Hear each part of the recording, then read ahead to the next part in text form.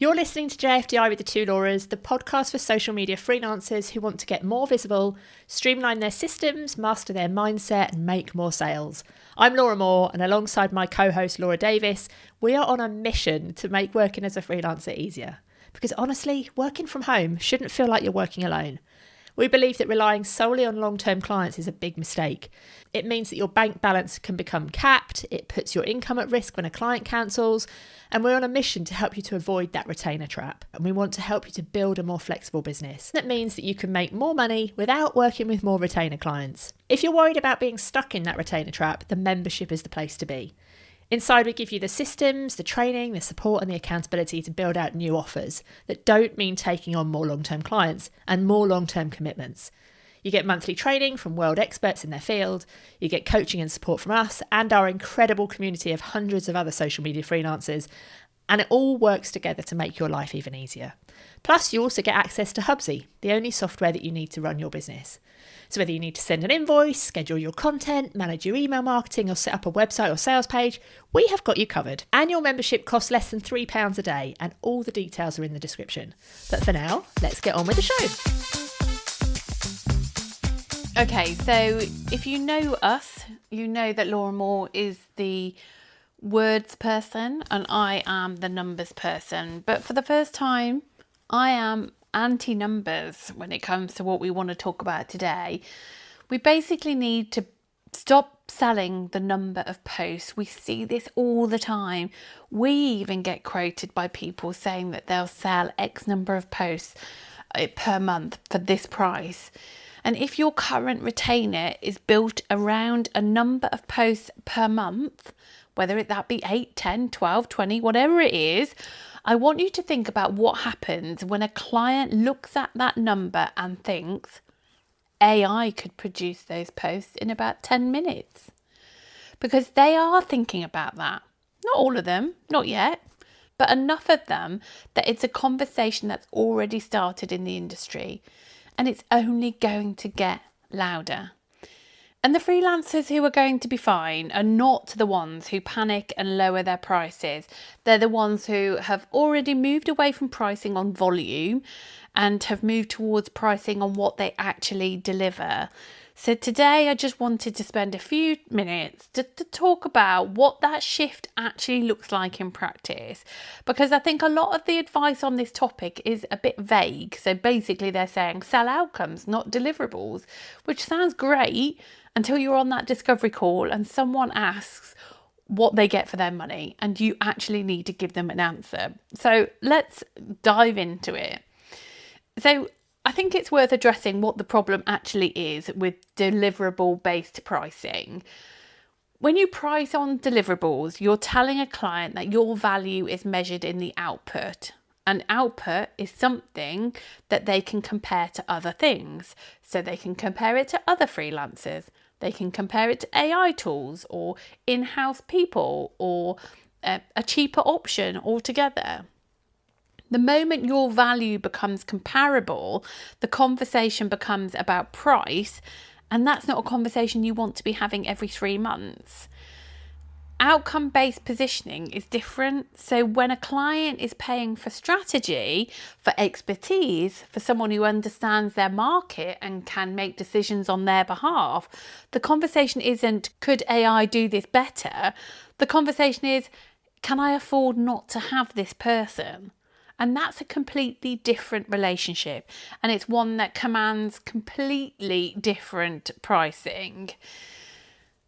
So what does that actually look like in reality? Because we've all been there. I can think of plenty of discovery calls when people will say, but what do I actually get? What is it that how many times are you going to post? Sometimes they're very specific on what they say. And you have to essentially be very specific on how you frame your answer. So the framework I suggest is this. Before your next discovery call, so when you stop listening to this podcast would be a great place to start. Or if it's the next time you're reviewing your current client relationship, I want you to ask yourself one question. If this client had to explain to their business partner what they're getting from me, what would they say? If the answer is, she does my social media posts, then you're in a very much a deliverable territory.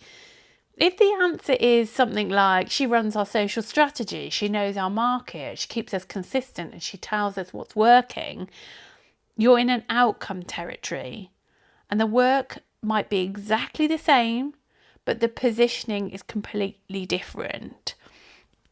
So how do we start repositioning ourselves? You don't have to rip up all your contracts. You don't have to start again.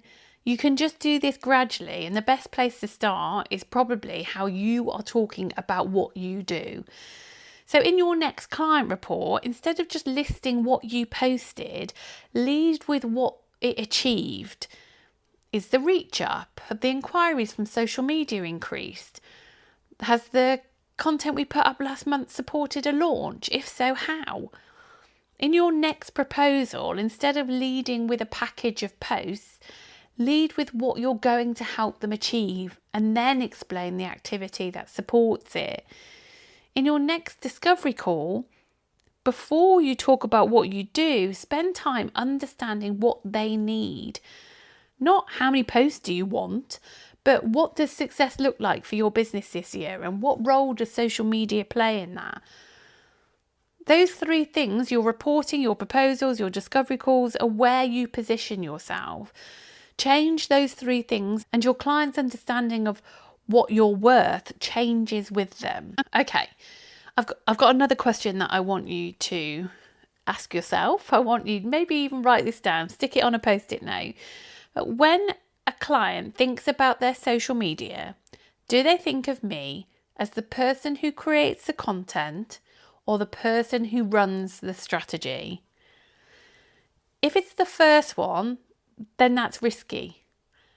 Not immediately, it's not dramatic, but over time, as AI continues to get better and cheaper and our clients get more comfortable using it, the person who creates content is increasingly a role that essentially feels a little bit optional.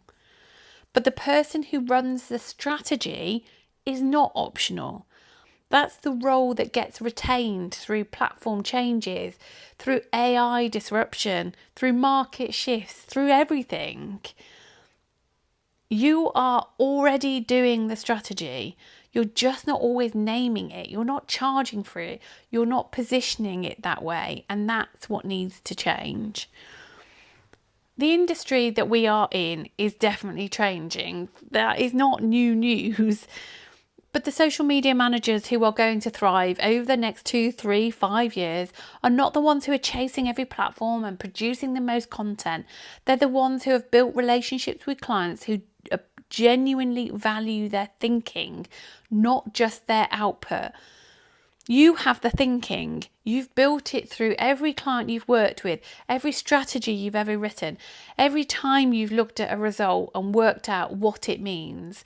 So you need to own that. You need to be really clear on how do you describe what you do, and you need to charge for it. If you've got questions, if you want to have this conversation with us, you know where we are. Obviously, if you're in the membership, come have that conversation. But if you've got questions, do come and drop us a DM in our Instagram. We're at the Two Lauras. We're always happy to hear from you.